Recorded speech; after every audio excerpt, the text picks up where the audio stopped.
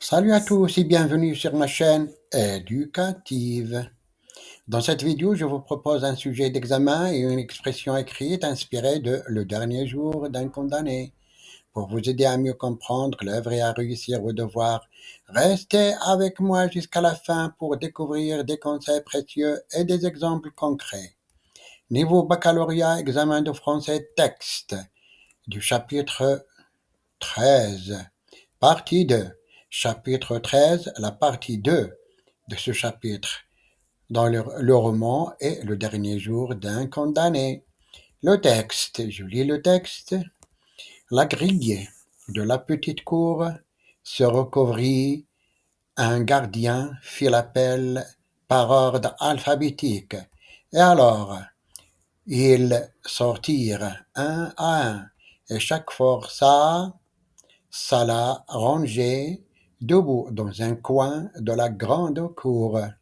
Après, près d'un compagnon donné par le hasard et sa lettre initiale. Ainsi, chacun se voit réduit à lui-même. Chacun porte sa chaîne pour soi, côte à côte avec un inconnu.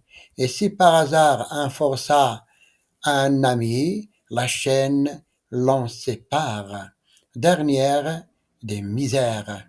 Quand il y en eut à peu près une trentaine de sorties, on referma la grille. Un argousin les aligna avec son bâton, jeta devant chacun d'eux une chaîne, une veste et un pantalon de grosse toile, puis fit un signe, et tous commencèrent à se déshabiller.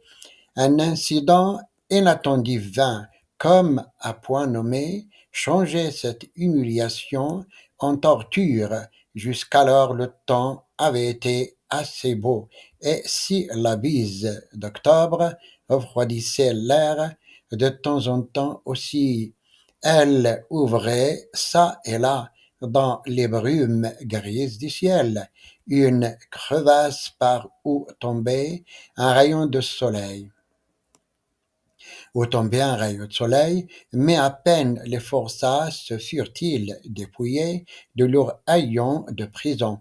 Au moment où ils s'offraient nus et debout à la visite soupçonneuse des gardiens et au regard curieux des étranges qui tournaient autour d'eux pour examiner leurs épaules, le ciel devint noir. Une froide averse d'automne éclata brusquement et se déchargea à torrents dans la cour carrée, sur les têtes découvertes, sur les membres nus des galériens, sur leurs misérables saillants étalés sur le pavé. En un clin d'œil, le préau se vida de tout ce qui n'était pas argosin ou galérien. Les curieux de Paris allèrent s'abriter sous les auvents des portes.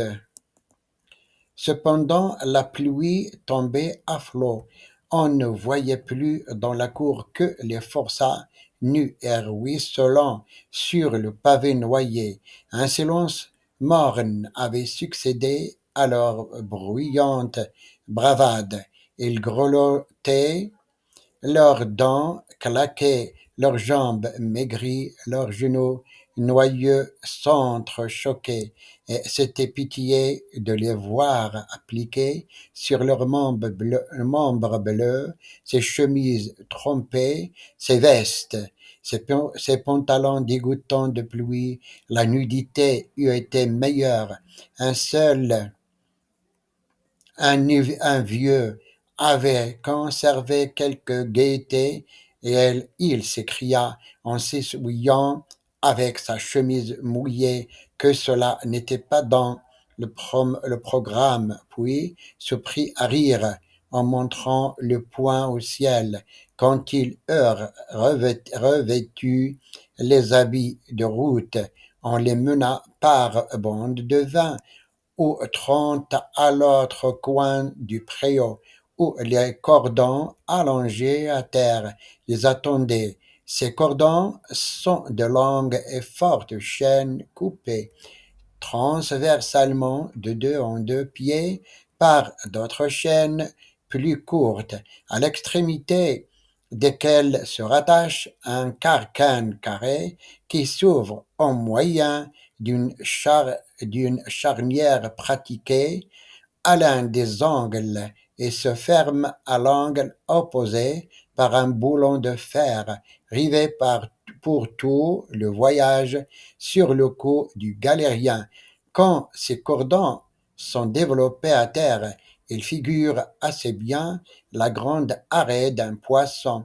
On fit asseoir les galériens dans la boue. Sur les pavés inondés, on leur essaya les colliers, puis deux forgerons de la Chiorme, armés d'enclumes portatives, les leurs rivèrent à froid à grands coups de masse de fer. C'est un moment affreux où les plus hardis pâlissent.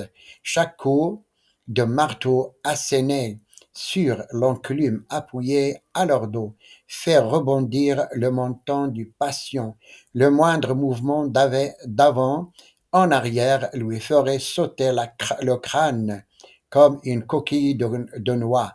Après cette opération, ils devinrent sombres. On n'entendait plus que le grelottement des chaînes et par intervalles un cri et le bruit sourd du bâton des gardes chiormes sur les membres des récalcitrants. Il y en eut qui pleurèrent, les vieux frissonnaient et se mordaient les lèvres.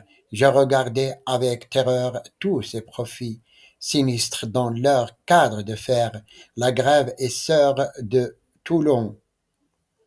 J'étais même placé plus bas qu'eux. Ils me faisaient honneur. Je frissonnais, oui, leurs camarades. Et quelques jours plus tard, j'aurais pu aussi, moi, être un spectacle pour eux. J'étais demeuré à la fenêtre immobile, perclus, paralysé, mais quand je vis les 5 cordons, j'avançai, se ruer vers moi avec des paroles d'une infernale cordialité quand j'entendis le tumultueux fracas de leurs chaînes, de leurs clameurs, de leurs pas au pied du mur. Il me sembla que cette nuée de démons escaladait ma misérable cellule.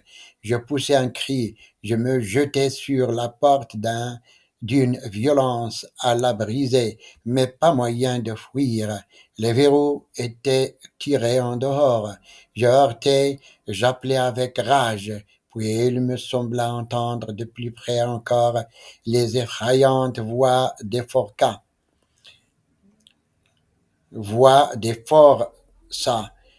Je crus voir leur tête hideuse paraître déjà au bout de ma fenêtre. Je poussai un second cri d'angoisse et je tombai évanoui. Passons maintenant aux questions de compréhension. Question 1. Quel est le sentiment dominant dans le texte? Au début du premier paragraphe. La réponse, le sentiment dominant est l'angoisse, la peur et l'attente convulsive. Le narrateur est terrorisé à l'idée d'entendre son nom. Question 2. Pourquoi le narrateur est-il à la prison?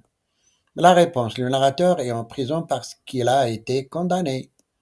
Le texte révèle qu'il attend de savoir si son pourvoi en grâce a été accepté ou rejeté.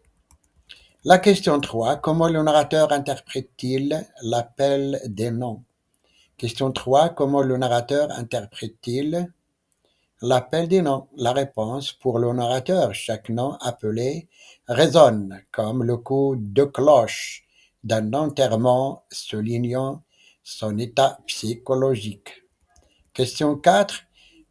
Qu'est-ce qui provoque le second cri d'angoisse du narrateur? Question 4. Qu'est-ce qui provoque le second cri d'angoisse du narrateur? La réponse. Le second cri d'angoisse est provoqué par la vue de la guillotine et l'annonce du rejet de son pourvoi le faisait s'évanouir. Question 5. Identifiez les éléments qui créent une atmosphère de terreur dans la description de la cour intérieure. Question 5. Identifiez les éléments qui créent une atmosphère de terreur dans la description de la cour intérieure. La réponse. Les éléments incluent la machine rouge, la guillotine, le sourire cruel du directeur et la prise de conscience imminente de sa propre mort. Passons maintenant aux questions d'analyse de langue. Question 1. Analysez l'emploi du champ lexical de la mort dans le premier paragraphe. Quel est son effet? Question 1. Analysez l'emploi du champ lexical de la mort dans le premier paragraphe. Quel est son effet? La réponse. Le champ lexical de la mort. Lugubre, voûte, basse, coup de cloche d'un enterrement crée une atmosphère pesante du funèbre, accentuant l'angoisse du narrateur face à son destin. Question 2. Identifiez une figure de style dans la phrase. Chaque nom a été comme le coup de cloche d'un enterrement. Quel est son effet? Question 2. Identifiez la figure de style dans la phrase. Chaque nom a été comme le coup de cloche. Chaque nom était comme le coup de cloche d'un enterrement. Quel est son effet? La réponse. Il s'agit d'une comparaison. Elle sert à assimiler l'appel des noms et une cérémonie funèbre, renforçant le sentiment de condamnation et de mort imminente. Question 3. Quel est le niveau de langue dominant dans le texte? Justifiez votre réponse avec des exemples. Question 3. Quel est le niveau de langue dominant dans le texte? Justifiez votre réponse avec des exemples. La réponse. Le niveau de langue dominant est soutenu. Cela se manifeste par un vocabulaire riche et précis, convulsive, supplice, machinalement, et des constructions syntaxiques complexes, ce qui est typique du registre littéraire. Question 4. Réécrivez la phrase. Suivez-moi, dit le directeur en utilisant le discours indirect. Question 4. Réécrivez la phrase. Suivez-moi, dit le directeur en utilisant le discours indirect. La réponse, le directeur lui dit de le suivre. Question 5. Analysez l'emploi des temps verbaux dans le texte. Pourquoi l'auteur utilise-t-il principalement le passé? Question 5. Analysez l'emploi des temps verbaux dans le texte. Pourquoi l'auteur utilise-t-il principalement le passé? La réponse, l'utilisation du passé, l'imparfait, le passé simple, permet de relater des événements passés, créant une distance temporelle qui intensifie le caractère inéluctable du récit. Question 6. Trouvez dans le texte des mots ou expressions qui montrent l'état émotionnel du narrateur. Question 6. Trouvez dans le texte des mots ou expressions qui montrent l'état émotionnel du narrateur. La réponse, des mots tels que attention convulsive, supplice, cœur serré et un plein d'angoisse soulignent l'état émotionnel intense du narrateur. Question 7. Identifiez la proposition principale et la proposition subordonnée dans la phrase. J'écoutais avec une attention convulsive et, à chaque réponse, je me demandais si ce n'était pas moi qui venais d'être appelé. Question 7. Identifiez la proposition principale et la proposition subordonnée dans la phrase. J'écoutais avec une attention convulsive et à chaque réponse, je me demandais si ce n'était pas moi qui venais d'être appelé. La réponse. La proposition principale, j'écoutais avec une attention convulsive. La proposition subordonnée, si ce n'était pas moi qui venais d'être appelé. La question 8. Expliquez l'effet du contraste entre le sourire cruel du directeur et l'état d'angoisse du narrateur.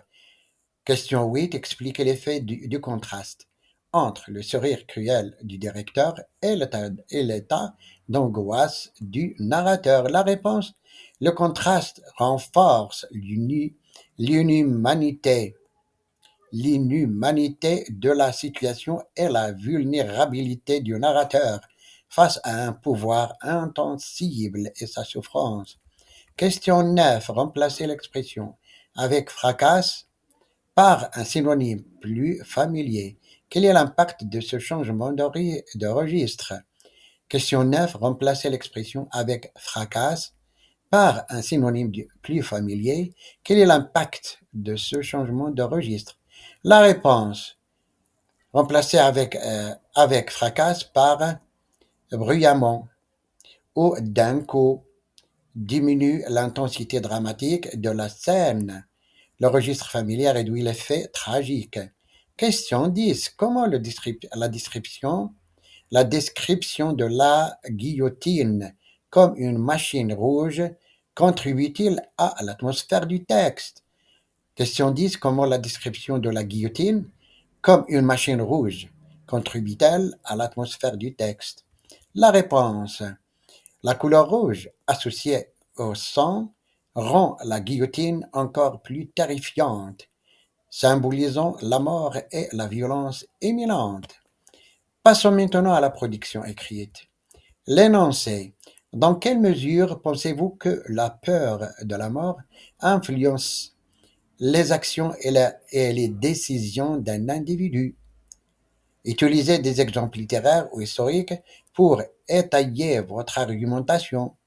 Je répète le sujet. Dans quelle mesure pensez-vous que la peur et la mort influencent les actions et les décisions d'un individu?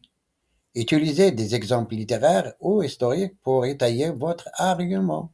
Les critères de la correction: conformité à la consigne, cohérence de l'argumentation, organisation du texte, la correction de la langue, mise en page et ponctuation. Passons maintenant à la correction de la production écrite. La mort, inéluctable fin de l'existence humaine, est une source d'appréhension universelle. Cette peur influence-t-elle profondément nos actes et décisions? La prospective de la mort peut paralyser, mais aussi motiver, transformant notre rapport au monde, à nos choix. Dès lors, dans quelle mesure la peur de la mort façonne-t-elle notre comportement et nos orientations de vie? Pour commencer, la peur de la mort peut engendrer un désir de laisser une trace. Confrontés à notre propre finitude, nous cherchons souvent à accomplir des actions qui survivront à notre existence. Les artistes, par exemple, créent des œuvres dans l'espoir de l'immortalité à travers leurs arts, à travers le art. On peut citer l'exemple d'Ahmed Sfraoui, dont la boîte à merveilles continue d'être étudiée et appréciée, assurant ainsi une forme de pérennité, à son nom. De même, les bâtisseurs de monuments historiques tels que les pyramides d'Égypte ont cherché à défier le temps et l'oublier. Ensuite, la peur de la mort peut mener à une quête de sens et de valeur. Face à l'absurdité de la condition humaine, certains individus se tournent vers la religion, la philosophie ou l'engagement social pour donner un sens à leur vie. Antigone de Joan Will illustre cette quête où l'héroïne préfère mourir plutôt que de renier ses valeurs et sa vision de la justice. Son sacrifice transcende sa propre existence et devient symbole de résistance face à l'oppression. Enfin, la peur de la mort peut inciter à vivre pleinement le moment présent, conscient de la fragilité de la vie. Certains choisissent de profiter de chaque instant, de voyager, d'aimer et de découvrir le monde. Cette attitude se retrouve dans Le dernier jour d'un condamné de Victor Hugo, où le protagoniste, confronté à une mort imminente, prend conscience de la valeur de chaque instant et rejette de ne pas avoir pleinement vécu sa vie. En conclusion, la peur de la mort est une force complexe qui influence nos actions et décisions de multiples façons. Il peut nous pousser à rechercher l'immortalité à travers nos réalisations et donner un sens à notre existence, à travers nos valeurs, ou à vivre intensément chaque instant. Comprendre cette influence est essentiel pour mieux appréhender la condition humaine et nos propres motivations. La littérature et l'histoire nous offrent de nombreux exemples de cette relation complexe entre la peur de la mort et la quête de sens. C'est fini, j'espère que vous avez désormais une meilleure compréhension de cette œuvre et des outils pour réussir vos devoirs et examens. Si cette vidéo vous a aidé, n'hésitez pas à laisser un like, à vous abonner et à activer la cloche pour ne pas manquer les prochaines vidéos sur la littérature et l'analyse de textes.